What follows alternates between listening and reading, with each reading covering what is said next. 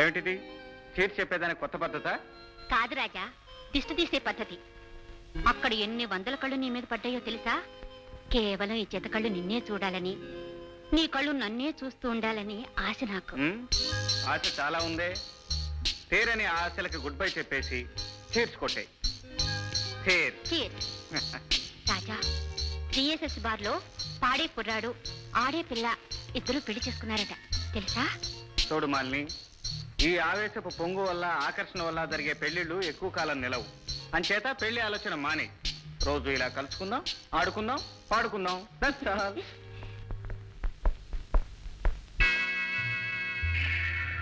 Hi రాజా. Hi. ఇతను Victor అని నా ప్రాణ స్నేహితుడు.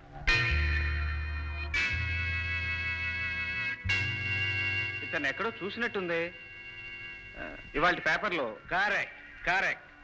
ఇతను వాంటెడ్ పర్సన్. ఇతన్ని పట్టుకుంటే పోలీసులు 5,000 రూపాయలు బహుమానం ఇస్తామని అనౌన్స్ చేశారు. కానీ ఇతను పట్టుబడకుండా ఊరు దాటి వెళ్ళిపోతే నాకు కొన్ని లక్షల లాభం. ఆ లాభం నేను పొందటానికి నీ సహాయం నాకు కావాలి. ఏమిటది? ఈ విక్టర్ కేసు నీ స్నేహితుడు ఇన్స్పెక్టర్ శేఖర్ టేకప్ చేశాడు.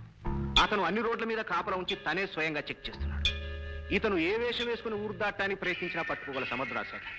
ఇప్పుడు అసలు విషయానికి వద్దాం. ఇతన్ని రేపు నీతో పంపిస్తున్నాను. బురఖా వేసుకుని కారులో నీ పక్కనే కూర్చుంటాడు. నీ వెనకాలే కారులో నేను ఫాలో అవుతుంటాను. శేఖర్ నీ స్నేహితుడే గనక, నీ అలవాట్లు తిరుగుళ్ళు తెలిసినవాడు గనక నిన్ను అనుమానించాడు. చెక్ పోస్ట్ దాటిన తర్వాత 2వ మైల్ రాయి దగ్గర ఇతను నా కారులోకి మాట్లాడు. That's all. ఇతను నువ్వు పోలీసులకు పట్టిస్తే 5,000 రూపాయల బహుమానం నీకు ఇస్తాను. ఊరు దాటిస్తే 10,000 నేను ఇస్తాను. ఆలోచించుకో. రాజా, ఇందాక చూపించడం మర్చిపోయాను. ఈ ఫోటోలు ఎంత అందంగా ఉన్నాయో చూడు.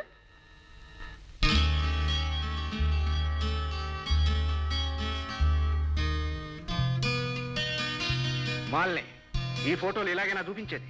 వీటిని ఎన్లార్జ్ చేయించి ఫ్రేమ్ కట్టించి వాళ్ళ ఇంటికి పంపిస్తే వాళ్ళ అమ్మగారు తను చూసి సంతోషిస్తారు. రాజా, ఈ డీల్ విషయంలో తుది నిర్ణయం నీదే. ఇందులో ఆలోచించాల్సిందే ఉంది జానీ. నువ్వు డబ్బు ఇస్తానంటున్నావు, అది నాకు కావాలి. పోలీసులు ఇచ్చేదానికంటే నువ్వు ఇచ్చేది రెట్టింపు కనుక నువ్వు చెప్పినట్టే చేస్తాను. That's all. ఇతన్ని ఊరు దాటించే బాధ్యత నాది. You can forget it. Thank you.